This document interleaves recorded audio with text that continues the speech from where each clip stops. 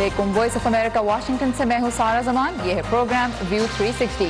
आज के शो में अफगानिस्तान में तालिबान के खिलाफ फौजी ऑपरेशंस में कमी, क्या तालिबान लड़ना नहीं चाहते, और पाकिस्तान का मनी लॉन्ड्रिंग रोकने का action plan financial action task force को मुतमईन कर पाएगा। आज के शो में और किन मौज़ूआत पर हम रिपोर्ट्स लेकर आए हैं, देखते हैं उसकी एक झलक। ये है वॉइस ऑफ अमेरिका की पेशकश व्यू 360। अमरीकी कांग्रेस के इंतखाबात में तारीख रकम करने की ख्वाहिशमंद एक मुसलमान सियासतदान से मुलाकात। कराची में स्कूल जाने वाले बच्चों की माओं के लिए तालीमी प्रोग्राम और 4 पहियों पर चलने वाले घर। शुरू करेंगे अफगानिस्तान से, जहां तालिबान ने अमन के फरोग के लिए उलमाए कराम की कॉन्फ्रेंसों को अमरीकी मंसूबा करार देकर मुस्तरद कर दिया है और उलमा को पैगाम दिया है कि वो सऊदी अरब में आइंदा होने वाले इजलास में शिरकत ना करें। इससे पहले मई में इंडोनेशिया में मकामी पाकिस्तानी और अफगान उलमा ने एक इजलास में फतवा जारी किया था कि कुरान और सुन्नत की रोशनी में तमाम फरीकों को मुज़ाकरात की मेज़ पर आना चाहिए। दूसरी जानिब अफगान वजारत दिफा के मुताबिक ईद के मौके पर आर्जी जंग बंदी के बाद तालिबान के खिलाफ फौजी ऑपरेशन में कमी आई है, क्योंकि कई जंगजू लड़ने के लिए वापस नहीं गए। गुज़िश्ता रोज अमरीकी वज़ीर दिफा जिम मैटिस ने भी तालिबान की जानिब से आर्जी जंग बंदी पर अमल को हौसला अफजा करार दिया था। इससे अफगानिस्तान के ज़मीनी हालात में क्या तब्दीलियाँ आई हैं, इस बारे में देखते हैं ये रिपोर्ट।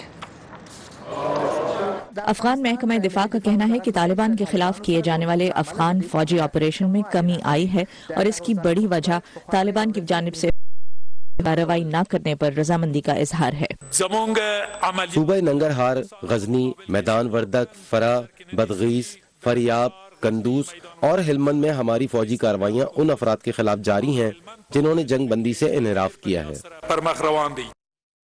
एक तरफ जहां अफगान महकमा दिफा की जानिब से ऑपरेशन में कमी का ऐलान किया गया है, वहीं पाकिस्तान से सहाफ़ियों, साबिक सिफारतकारों और दीगर हुक्काम का एक वफ्द काबुल के 3 रोज़ा दौरे पर है। इस वफ्द की जानिब से अफगान हुकूमत और तालिबान के दरमियान जंग बंदी की हिमायत की गई है।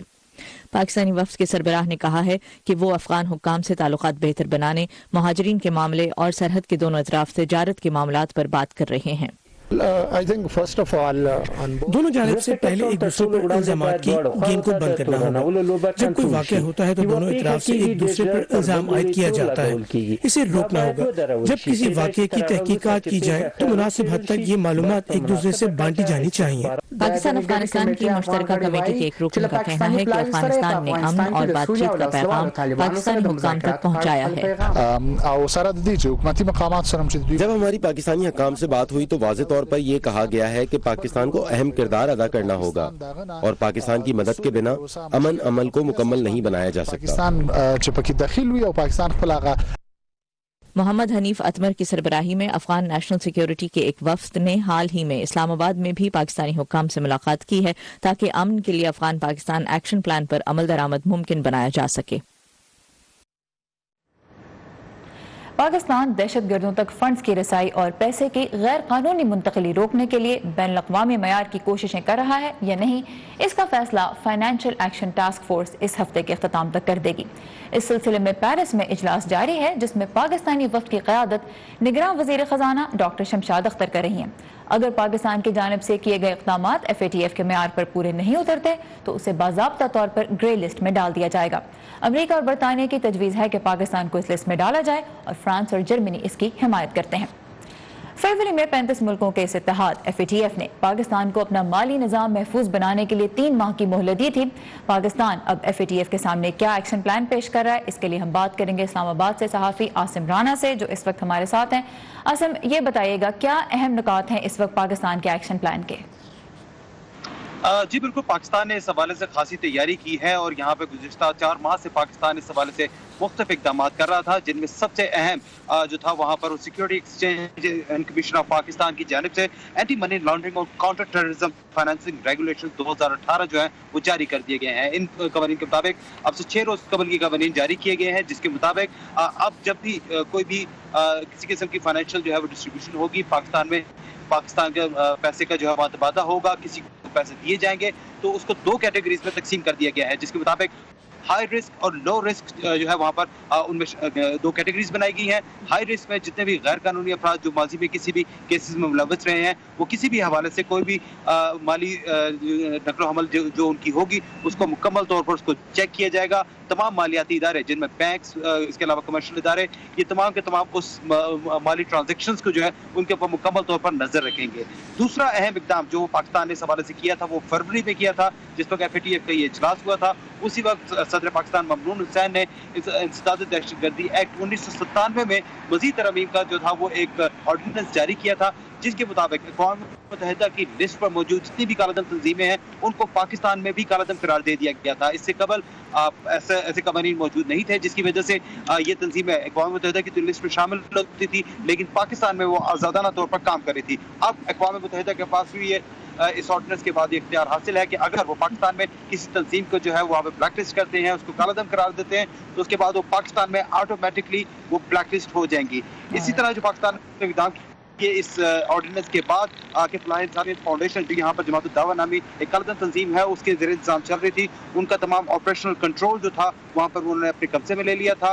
मुल्क भर में तकरीबन उनकी 2000 से ज़्यादा एम्बुलेंसेज थी, उनका नेटवर्क था, तमाम उन्होंने कंट्रोल कर लिया था। ऑलराइट, आसिम राना हमारे साथ थे इस्लामाबाद से, उन्होंने हमें चीदा नुकात जो पाकिस्तान के एक्शन प्लान के हैं जो वो FATF के सामने पेश करेगा उनके बारे में बताया। Thank you Asim. और अब हम चलते हैं पेरिस, जहां इन दिनों FATF का इजलास जारी है। यूनिवर्सिटी ऑफ पेरिस 1 से मुंसलिक माहिर माशियात डॉक्टर अता मोहम्मद इस वक्त हमारे साथ हैं। डॉक्टर अता, आपने सुना जो चीदा नुकात हैं पाकिस्तान के एक्शन प्लान के, क्या ये प्लान FATF को मुतमईन कर पाएगा? वैसे मेरे ख्याल में ये काफ़ी अच्छे इकदाम अभी लिए गए हैं और डॉक्टर शमशाद अख्तर भी यहाँ पे मौजूद है और उनके साथ पूरा डेलीगेशन है। और बेसिकली हमें ये समझने की ज़रूरत है कि जो फाइनेंशियल एक्शन टास्क फोर्स है ये एक गाइडलाइन प्रोवाइड करती है। जो कंट्रीज इनके साथ कोऑपरेट करते हैं और नॉन कोऑपरेट करते हैं तो ये एक लिस्ट प्रोड्यूस की जाती है। ये कोई लीगल एंटिटी नहीं है, लेकिन ये एक इन्फोर्सिंग एजेंसी तो हम नहीं कह सकते, या कोई इन्वेस्टिगेटिव एजेंसी तो नहीं है, लेकिन ये एक लाहा अमल तय करती है मुख्तलिफ कंट्रीज के जो इनके साथ कोऑपरेट करते हैं। और यहाँ पे ये AML एंटी मनी लॉन्ड्रिंग और ऐसी मनी लॉन्ड्रिंग या ऐसी मनी जो टेररिस्ट फाइनेंसिंग में आती है उसको काउंटर करते हैं। तो उन्होंने फरवरी में कुछ गाइडलाइन प्रोवाइड की थी जो एशिया पैसिफिक ग्रुप के थ्रू पाकिस्तान को प्रोवाइड की गई थी। तो पाकिस्तान एशिया पैसिफिक ग्रुप का मेंबर है, तो एशिया पैसिफिक ग्रुप के थ्रू वो रिपोर्ट अभी सबमिट हुई है। तो ये 6 दिन का लंबा एक इजलास है यहाँ पे, तो इसमें फैसला किया गया। तो मेरे ख्याल में पाकिस्तान ने काफ़ी सफिशेंट एफर्ट की हैं इस टास्क फोर्स में अपनी बात करने के लिए।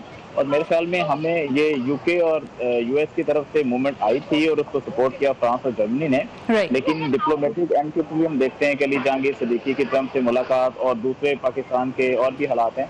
यहाँ पे पाकिस्तान की डेलीगेशन की डॉक्टर शमशाद अख्तर की कोशिश ये है कि एटलीस्ट इतना टाइम लिया जाए कि जब तक कोई 25 जुलाई तक कोई नई गवर्नमेंट आती है तब तक उनके पास कोई टाइम हो। राइट, ये मैं 2 इश्यूज आपसे जानना चाहती थी। एक तो ये कि हमने कलअदम तंजीमों के बारे में भी बात की। आसिम राना ने हमें बताया कि अगर यूनाइटेड नेशंस किसी को कलअदम करार देता है तो वो पाकिस्तान में भी ऑटोमेटिकली उसी कैटेगरी में आ जाएंगी। इस वक्त भी हम देख रहे हैं कि पाकिस्तान के सियासी मंजरनामे पे वो अफराद भी नजर आ रहे हैं जो दहशतगर्दों की फहरिस्त में हैं और उसके अलावा उनसे मुंसलिक जो तंजीमें हैं वो नए नामों के साथ सामने आ रही हैं। क्या ये पाकिस्तान के लिए FATF को मुतमईन करने के एतबार से एक बड़ा मसला पैदा कर सकता है? ये बिल्कुल एक मसला है और ये सिर्फ यूनाइटेड नेशन की तरफ से नहीं, एक ग्लोबल प्रेशर आया। आप देखें कुछ अर्सा पहले UK की तरफ से भी एक नया लॉ इंट्रोड्यूस कराया गया जिसमें आप ऐसी कोई भी जायदाद जिसको आप डिक्लेयर नहीं कर सकते, जिसका आप सोर्स ऑफ इनकम नहीं बना सकते, वो एक लॉ इंट्रोड्यूस कराया गया जिसमें सबसे ज़्यादा पाकिस्तान और रशियन कुछ पेपर जो लिस्ट पे हैं जिसमें पाकिस्तान के साबिक हुक्मरान के अपार्टमेंट भी हैं। तो ये चीज़ें ये पाकिस्तान के लिए वाकई मसला पैदा कर सकती है। और मेरे ख्याल में SCCP की तरफ से भी जो लॉ आया है और जो उसके अलावा दूसरा जो फाइनेंस मिनिस्ट्री की तरफ से भी रेगुलेशन आ रही हैं, वो हर ऐसी सिस्टम, हर ऐसी ऑर्गेनाइजेशन, हर ऐसे बंदे या हर ऐसी चीज़ को ब्लॉक करना है जिनका लिंक किसी न किसी लिहाज से किसी ऐसी पर्सनैलिटी के साथ है जो कंट्रोवर्शियल है। ये right movements, right wing parties अभी इलेक्शन में भी आ रही है जिन्होंने इस्लामाबाद में धरना भी दिया। तो ये वाकई एक ऐसी चीज है कि जिसके ऊपर एक खातर काम करने की जरूरत है। गाइडलाइंस के मुताबिक पाकिस्तान ने एक्शन तो लिया है, उसको प्रोवाइड भी कर रहे हैं, लेकिन देखना है कि उसको इम्प्लीमेंट किस तरह से हो पाता है। डॉक्टर अता मोहम्मद माहिर माशियात इस वक्त हमारे साथ थे पेरिस से। आपके वक्त का बहुत शुक्रिया। اور یہاں آپ کو بتاتے چلیں کہ FATF نے 2009 میں پاکستان کے مالی نظام کے بارے میں تشویش ظاہر کی تھی اور اس کے بعد 2012 سے 15 تک پاکستان اس کی گرے لسٹ میں تھا، جس کے بعد پاکستان کی جانب سے منی لانڈرنگ روکنے کے بین الاقوامی قواعد و ضوابط کی پابندی کی کوششوں کی تعریف کرتے ہوئے اسے اس لسٹ سے ہٹا دیا گیا تھا۔ اور اس حوالے سے جو اپڈیٹ سامنے آتی ہیں اجلاس کی وہ آپ پڑھ سکتے ہیں ہماری ویب سائٹ urduvoa.com پر۔ اور اب دیکھتے ہیں آج کا ورلڈ ویو، جس میں شامل ہوتی ہیں دنیا کے مختلف حصوں میں رونما ہونے والے اہم واقعات کی جھلکیاں۔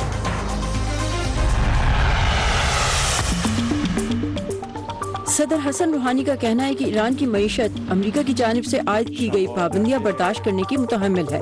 ایرانی صدر نے یہ بات ایرانی ریال کی قدر میں شدید کمی پر تاجروں کی جانب سے بڑے مظاہروں کے بعد پارلیمنٹ سے خطاب میں کہی۔ ایران پر آئندہ چند ماہ میں امریکی پابندیاں لگائے جانے کا امکان ہے۔ شمالی تھائی لینڈ کے غاروں کے ایک سلسلے میں پھنسے ہوئے 12 بچوں اور ان کی فٹ بال ٹیم کے کوچ کو بچانے کے لیے درجن بھر نیوی سیل سمیت ریسکیو ٹیم کے کئی افراد کوششیں کر رہے ہیں، لیکن رات بھر ہونے کی وجہ سے غوطہ خوروں کو آگے بڑھنے میں مشکلات کا سامنا ہے۔ ہفتے کے روز لاپتہ ہونے والے بچوں کی فٹ بال ٹیم کے والدین اور رشتہ دار غار کے باہر جمع ہیں۔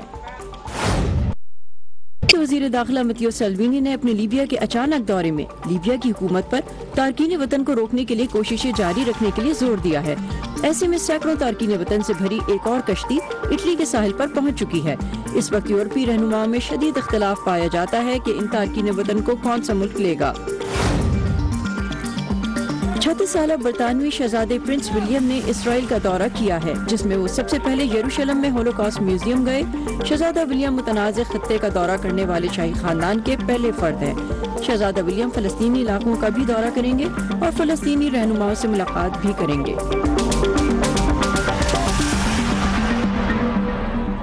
امریکہ میں نومبر کے آغاز میں کانگریس کے انتخابات ہوں گے، جن میں اس مرتبہ بڑی تعداد میں مسلمان امیدوار بھی حصہ لینے کی تیاری کر رہے ہیں۔ آئیے ملتے ہیں ایک امریکی ریاست مشیگن کی مسلمان خاتون سیاستدان سے اور دیکھتے ہیں کہ جب ماہ رمضان کے دوران وہ ووٹ مانگنے نکلیں تو انہیں کن سوالوں کا سامنا کرنا پڑا۔ سخت گرمی میں تپتے ہوئے فٹ پاتھ پر راشدہ طلب کورس کی امید لیے ڈیٹرائٹ شہر کے اس علاقے میں گھر گھر جا رہی ہیں، اور ایسا وہ سارا دن بنا کچھ کھائے پیے کر رہی ہیں، کیونکہ راشدہ اپنے مذہبی فرائض کی باقاعدگی سے ادائیگی کرنے والی مسلمان ہیں، اسی لیے وہ ماہ رمضان میں پورے روزے بھی رکھتی ہیں۔ میں جانتی ہوں کہ میرے مذہب کے بارے میں زیادہ تر باتیں سوشل میڈیا پر ہوتی ہیں، مگر لوگوں کے دروازوں پر مجھ سے اس بارے میں زیادہ سوال نہیں کیا جاتا۔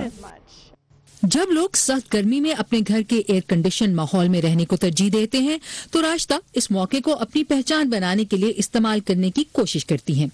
لوگ میرا نام اب تک ٹھیک طرح سے ادا نہیں کر سکتے، لیکن وہ میرے کام کو یاد رکھتے ہیں۔ راشدہ سیاست میں نووارد نہیں، وہ مشیگن کی ریاستی اسمبلی میں خدمات سر انجام دے چکی ہیں۔ وہ فلسطینی تارک وطن والدین کی بیٹی ہیں، مگر سیاہ فام اکثریت والے ڈیٹرائٹ کے اس علاقے کی ان سڑکوں پر وہ ایک مقامی شہری ہیں۔ میرا خیال ہے کہ کمیونٹی کے ساتھ میرا براہ راست تعلق میرے بارے میں لوگوں کو زیادہ پرجوش بنا رہا ہے۔ راشدہ اعتراف کرتی ہیں کہ وہ جن لوگوں سے ملتی ہیں ان میں سے کچھ کو احساس ہے کہ وہ تاریخ رقم کرنے کے دہانے پر ہیں۔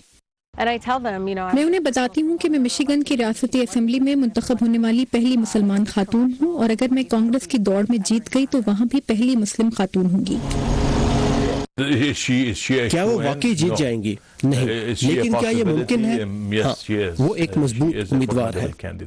اسامہ سبلانی ڈیربون مشیگن کے ایک ہفتہ وار رسالے عرب امریکن نیوز کے پبلشر ہیں، جو علاقے کی عرب امریکی آبادی کے لیے شائع کیا جاتا ہے۔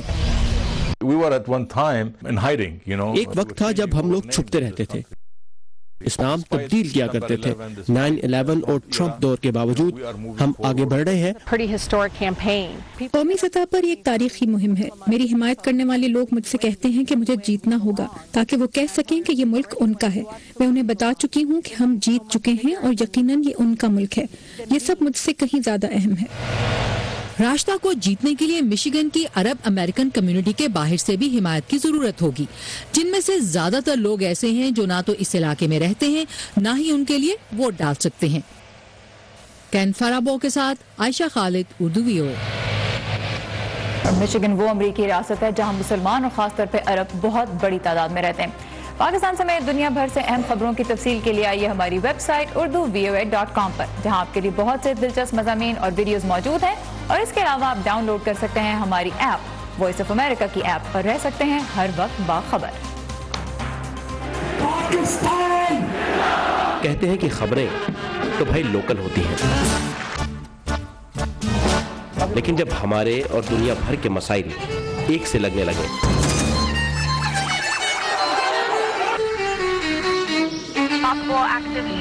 तो आंखें खुली रखनी चाहिए। अमेरिका ने पाकिस्तान और भारत के क्या पता कौन सी खबर आपके काम आ जाए। Great ideas. 25-year-old, 22-year-olds who are building billion-dollar companies. Our dream is to bring new technologies. View 360 सिर्फ आज न्यूज़ पर। मस्जिद हो, महल या मुजस्समा, 2000 साल से इटली के कस्बे करेरा का सफेद संगमरमर दुनिया भर में फन के शाहकार तराशने वालों की अव्वलीन पसंद है और अब इसकी तिजारत में Saudi construction company Bin Laden group का भी बड़ा हिस्सा है। इस पत्थर की तलब मुसलसल बढ़ने से तामीराती कंपनियों का तो बहुत फायदा हो रहा है, लेकिन माहिरीन खबरदार कर रहे हैं कि बड़े पैमाने पर कानतनी से सफेद सोना उगलने वाले पहाड़ों को नाकाबिल तलाफी नुकसान भी पहुंच रहा है। तफसीलात इस रिपोर्ट में।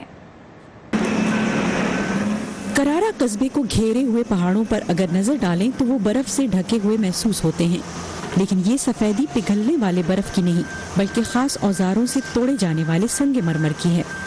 करारा का संगे मरमर दुनिया के अजीम कुदरती अजूबों में से एक है।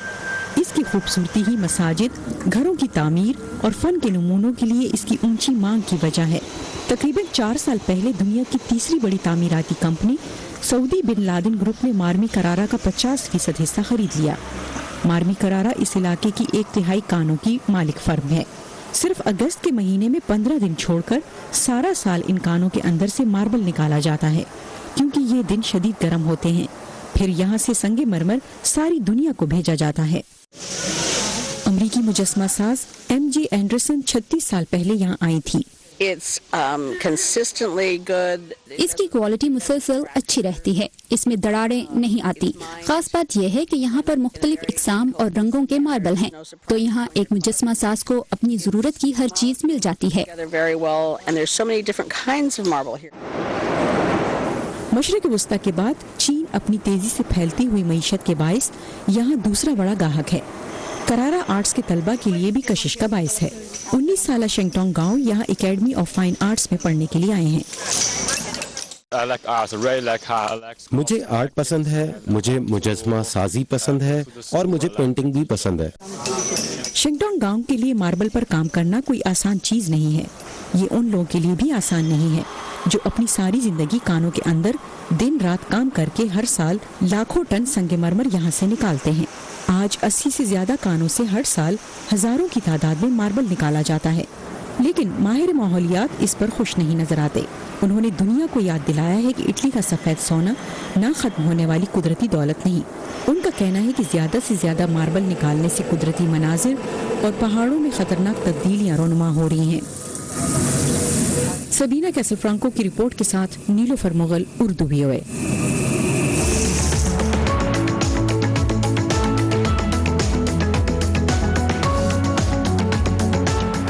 पाकिस्तान में खवातीन में शरह ख़्वानदगी तकरीबन 45% है, जो मर्दों के मुकाबले में 14% कम है। इस हफ्ते के एजुकेशन सेगमेंट में आइए देखते हैं कराची में उन खवातीन को तालीम देने का एक प्रोग्राम जिन्हें अपने बच्चों को स्कूल जाता देखकर पढ़ने लिखने का शौक हुआ। इल्म हासिल करना है तो उम्र को क्या देखना। कराची के इलाके गरीबाबाद की नानी अम्मा ने भी ऐसा ही कुछ किया है। घर की गुजर बसर के लिए वो कपड़े सिलाई करती हैं। वो बचपन में कभी स्कूल नहीं गईं, लेकिन इस वक्त बाकायदगी के साथ स्ट्रीट टू स्कूल नामी इदारे में तालीम हासिल कर रही हैं, जहां इन खवातीन को लिखने पढ़ने के काबिल बनाया जाता है जिन्होंने कभी स्कूल की शक्ल नहीं देखी। नवासी पढ़ते हैं ना, मुझे भी शौक हुआ मैं भी जाऊँ पढ़ने के लिए।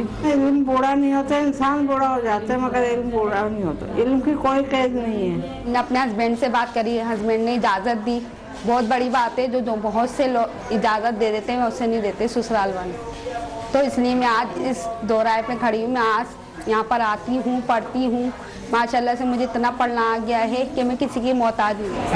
यहाँ 15 खवातीन तालीम हासिल करने आती हैं। یہ پروجیکٹ ہم بچوں کے لیے کیا تھا ہم نے اسٹارٹ، لیکن جیسے جیسے پتہ چلا کہ جب کہ ہم بچوں کو ہوم ورک ڈائریز دے رہے تھے تو پیرنٹس کی سگنیچر نہیں ہوتی تھی. جب ہم نے وجہ معلوم کی تو ماں باپ ہیں جن کو پڑھنا لکھنا نہیں آتا، جو کہ بچوں پہ توجہ نہیں دیتے، جس کی وجہ سے بچوں پہ بھی توجہ نہیں آ رہی تھی اور بچے ہوم ورک کر کے نہیں آ رہے تھے. دین پہ ہم نے سوچا کہ کیوں نہ ہم ان کے لیے ایسی کلاس کا انتظام کریں جن میں انہی پیرنٹس کو ایک بیسک لٹریسی آ جائے. سائنسدانوں کے مطابق انسانی دماغ لفظ پکڑ نہیں پاتا ہے. یہاں آنے والی خواتین کہتی ہیں وہ اپنے بچوں کی دیکھ بھال اور گھریلو ذمہ داریوں کی ادائیگی تو اپنی حد تک کر رہی تھیں، لیکن پڑھنا لکھنا نہیں جانتی تھیں، اس لیے اکثر شرمندگی کا سامنا کرنا پڑتا تھا. حالات پہ مجبوری تھی، نہیں پڑھ سکے تھے، افورڈ نہیں کر سکتے تھے، بہن بھائی زیادہ تھے. تو اب یہ شوق ہوا یہاں اسکول کھلا ہے تو ہم نے سوچا ہم بھی پڑھیں. اور پھر بچوں کا مسئلہ ہوتا تھا پڑھانے میں، ہر چیز میں. تالا لگا کے آتی ہوں، گھر کا کام وغیرہ کر کے چھوٹی بچی کو لے کے آتی ہوں، بڑی بچی کو اسکول بھیج دیتی ہوں تیار کر کے، شوہر کو بھی تیار کر کے بھیج دیتے ہیں. پھر یہاں سے جاتے ہیں، پھر یہاں سے جا کے پھر دوبارہ کام وغیرہ کرنا، پھر بچی کو اسکول سے لے کر آنا. اگر بچہ ہے مثال کے طور پہ اپنے بچوں کو پڑھا لکھا دینے کی خواہش نے جیسے ان خواتین کو اپنی تعلیم پر توجہ دینے کا راستہ دکھایا ہے، ویسے ہی ان کی تعلیم ان کے بچوں کی کامیاب اور خوشحال زندگی کی طرف رہنمائی کرنے میں مددگار ثابت ہوتی. روڈ ٹرپس یعنی بذریعہ سڑک طویل سیر امریکی ثقافت کا خاص حصہ ہے. 1930 کی دہائی میں امریکہ میں تفریحی گاڑیوں کی باقاعدہ ایک صنعت نے جنم لیا اور آج 90 لاکھ سے زائد امریکیوں کے پاس ایسی گاڑیاں ہیں جنہیں RV یا ریکریشنل وہیکل کہا جاتا ہے، جو ایک طرح سے 4 پہیوں پر لگا گھر ہوتی ہیں.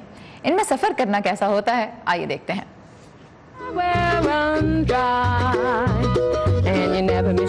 میری ڈگوائر اپنی گاڑی کے سامنے کھڑی گنگنا رہی ہیں جو ان کا گھر بھی ہے.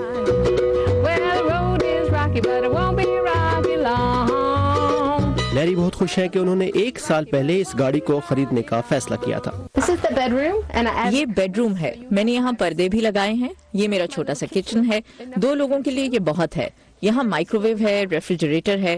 یہ چھوٹی چیزیں ہیں جنہیں بجلی، گیس یا بیٹری کی مدد سے چلایا جا سکتا ہے. تفریحی گاڑیاں امریکی ثقافت کا ایک اہم حصہ ہے. یہ سفر کرنے کا ایک سستا، آسان اور متحرک ذریعہ ہے. ایک امریکی خاندان کے لیے ایسی گاڑی کے ذریعے چھٹیوں کی تفریح روایتی تفریح سے تقریباً 60% سستی پڑتی ہے. یہ چھوٹی اور ہلکی ہے، صرف 1270 کلو کی ہے، تو آپ اسے ایک عام گاڑی کی مدد سے کھینچ کر کہیں بھی لے جا سکتے ہیں. میں ایک موسیقار ہوں اور اپنے بینڈ کے ساتھ کام اور تفریح کی غرض سے بہت سے میلوں میں جاتی ہوں. ٹینٹوں میں سونے کی نسبت یہ آرام دہ ہے. RV یا تفریحی گاڑیوں کی 2 اقسام ہیں. ایک جنہیں آپ عام گاڑیوں کی مدد سے کھینچتے ہیں اور دوسری بس یا وین کی طرح کی جنہیں چلتے پھرتے گھر کہا جاتا ہے.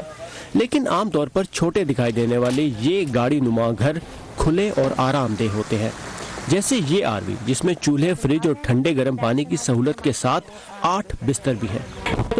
یہ ہمارا گھر ہے، ہمیں ہوٹل کے کمروں کی صفائی کی پریشانی بھی نہیں. ہم اسے جہاں چاہے لے جا سکتے ہیں، جیسے کسی ساحل سمندر پر، کیونکہ یہ ہمارا گھر ہے، صاف ستھرا. یہ گاڑیاں ہر قسم کے موسم میں کارآمد ہیں کیونکہ ان میں ایئر کنڈیشن اور بعض اوقات انگیٹھی جیسی سہولیات بھی میسر ہوتی ہیں. تو کہیں بھی چھٹیاں گزارنے کے لیے یہ ایک بہترین سہولت ہے. جیسے جب آپ کے پاس اپنا خیمہ ہو تو آپ کہیں بھی اسے لگا سکتے ہیں اور یہ سستا بھی ہوتا ہے. ہم ہر ہفتے یہاں آتے ہیں. ان تفریحی گاڑیوں کو چلانے کے لیے کسی خاص لائسنس کی بھی ضرورت نہیں. عام ڈرائیونگ لائسنس کا حامل کوئی بھی شخص ان کو چلا سکتا ہے، لیکن انہیں چلانے کے لیے مہارت ضروری ہے.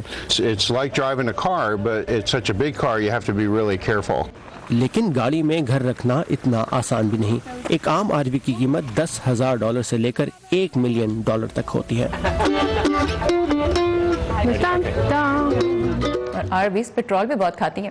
اور یہ تھا ہمارا آج کا ویو 360 پروگرام میں. آپ کن موضوعات پر رپورٹ دیکھنا چاہتے ہیں ہمیں بتائیے facebook.com/VO اردو کے پیج پر. اور تازہ ترین خبروں کے لیے فالو کیجیے ہمارا ٹویٹر ہینڈل @UrduVOA. سارا زمان کو اجازت دیجیے. خدا حافظ.